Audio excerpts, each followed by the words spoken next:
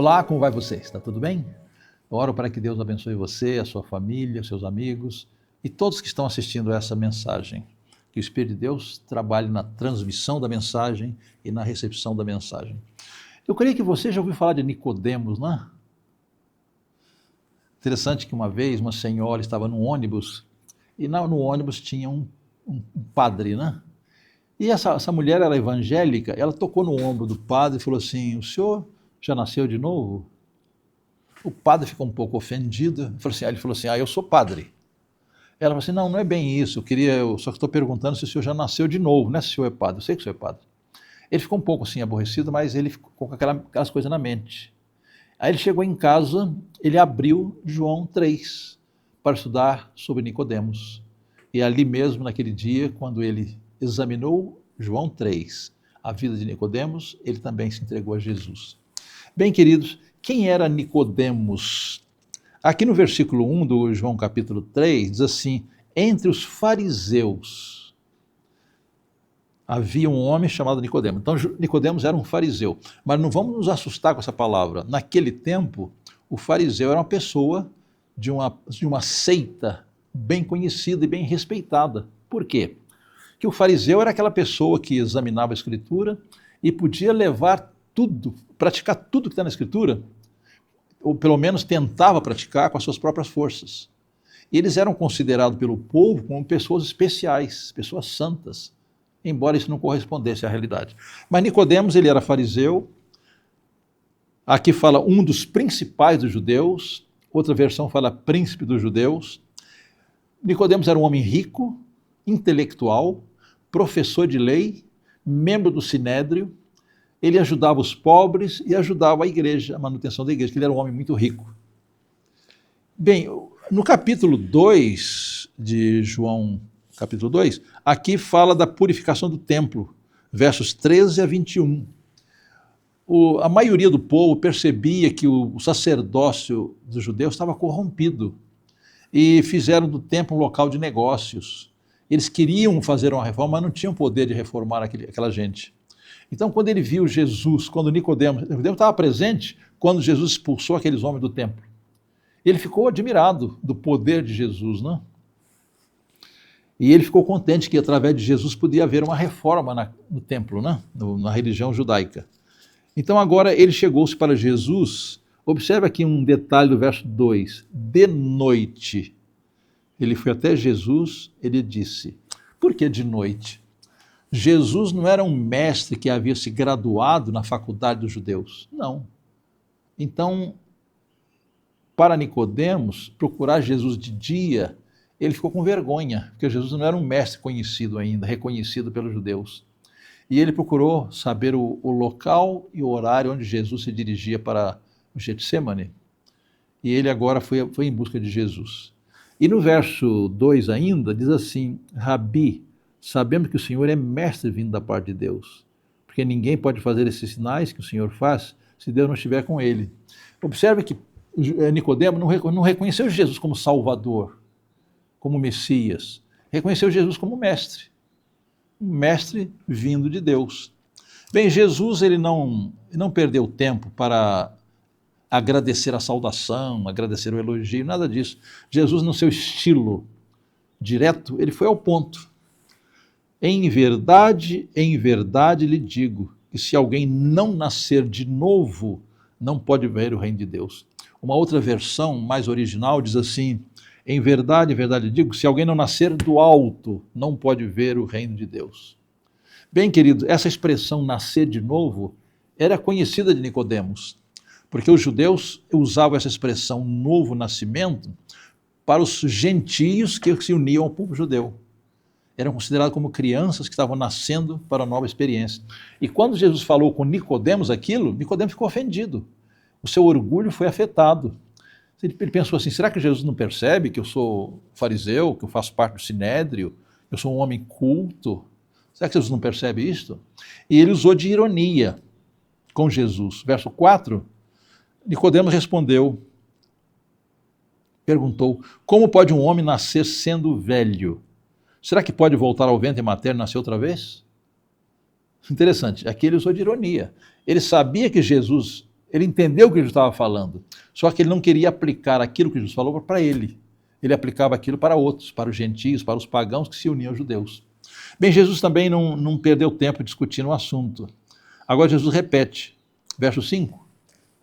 Em verdade lhe digo que quem não nascer da água e do Espírito não pode entrar no reino de Deus. Bem, queridos, aqui Jesus fala de dois tipos de nascimento. O nascimento do Espírito, que é a conversão da pessoa, e o nascimento da água, que é o batismo. E Jesus explicou agora 3 tipos de nascimento. O que é nascido da carne é carne, aqui tem um nascimento físico, né? O que é nascido do Espírito é Espírito, aqui fala da conversão da pessoa, e o nascimento da água. Então Jesus menciona aqui 3 nascimentos. O nascimento da carne, todos nós nascemos, o nascimento do Espírito, que é a nossa conversão, e o nascimento da água, que é o batismo. Verso 7 diz assim, não fique admirado por ele dizer, vocês precisam nascer de novo. E agora Jesus, ele revela, ele faz uma comparação muito interessante. O vento sopra onde quer. Você ouve o barulho que ele faz, mas não vê de onde ele vem, nem para onde vai. Assim é todo que é nascido do Espírito. Então Jesus comparou aqui a obra do vento. Eu pergunto a você, você já viu o vento? Não, o vento é invisível, mas ele existe e produz efeito, derruba árvores, sacode edifícios e tudo isso. O vento é poderoso. E aqui Jesus compara o vento e o efeito do vento com a obra do Espírito e o efeito da obra do Espírito na conversão das pessoas. E agora Nicodemos pergunta no verso 9, como pode ser isso? Observe que Nicodemos era mestre, ele era professor de lei, ele era membro do Sinédrio, era um dos homens mais ricos e mais cultos de Israel. Ele pergunta, como pode ser isso? Jesus diz assim, mas você é mestre de Israel e não compreende essas coisas? Em verdade lhe digo que nós falamos o que sabemos e damos testemunho do que vimos, mas vocês não aceitam o nosso testemunho. Se vocês não creem quando falam sobre coisas terrenas, como crerão se eu falar de coisas espirituais? Agora Jesus diz no verso 13, ninguém subiu ao céu a não ser aquele que de lá desceu, o Filho do Homem. E agora Jesus usa uma ilustração muito interessante. Assim como Moisés levantou a serpente no deserto, assim também é necessário que o Filho do Homem seja levantado, para que todo que nele crê tenha vida eterna. Vocês se lembram da experiência do deserto, não lembram? Quando os judeus, os israelitas estavam lá no deserto, murmurando contra Deus, e o deserto era infestado de serpentes venenosas. Só que enquanto eles obedecessem a Deus, aquelas serpentes estavam sob controle. Mas quando começaram a murmurar, Deus retirou a proteção e as serpentes começaram a picar as pessoas e era uma picada mortal. Muitos morreram. Aí Deus instruiu Moisés para construir uma serpente de metal, colocar num poste e mandou a ordem, quem olhar para a serpente vai viver. E acontecia que aquelas pessoas que já estavam moribundas, quase morrendo, se elas crescem em Jesus e obedecessem a sua palavra, gravem bem de que depende a nossa salvação. Crer em Jesus e obedecer a sua palavra. Aqueles que criam na palavra de Deus e obedeciam e olhavam para a serpente de metal, eram ressuscitados, viviam. Mas, lamentavelmente, muitos não queriam ver, não creram. Por isso pensavam assim, como que uma serpente de metal vai produzir vida? É claro que não é a serpente de metal que produz vida. O que produzia vida era crer na palavra de Deus e obedecer. Então aqueles que criam e obedeciam, viviam. E aqueles que queriam explicação científica, como que efeito pode ter uma serpente de metal em transmitir vida? Enquanto ficavam querendo entender o assunto, morriam. Então, querido, quando Deus fala, nós precisamos crer nele e obedecer a sua palavra. Aí nós temos vida. E agora aparece aqui o verso mais conhecido da Bíblia, verso 16.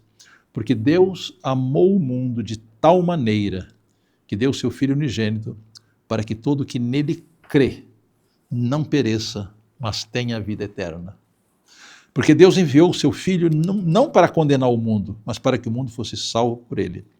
Quem nele crê não é condenado, mas o que não crê já está condenado, porque não crê no nome do unigênito Filho de Deus.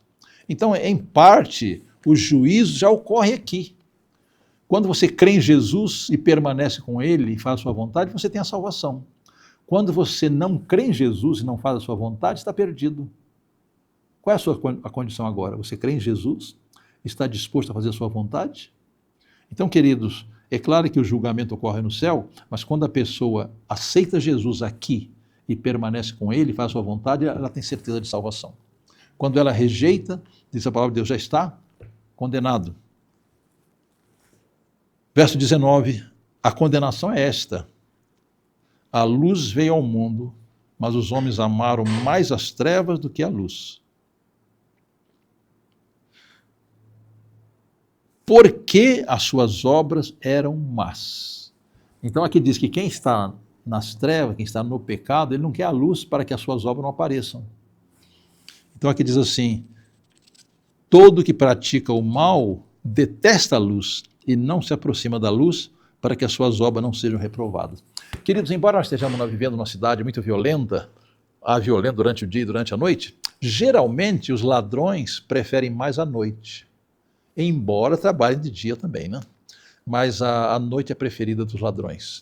E aqui o que diz aqui a palavra de Deus: todo que pratica o mal detesta a luz e não se aproxima da luz para que as suas obras não sejam reprovadas. Bem, queridos, Nicodemos tinha um grave pecado. Vocês imaginaram qual era o pecado de Nicodemos? Queridos, é um dos piores pecados, que atrapalha muito a salvação. É o pecado do orgulho.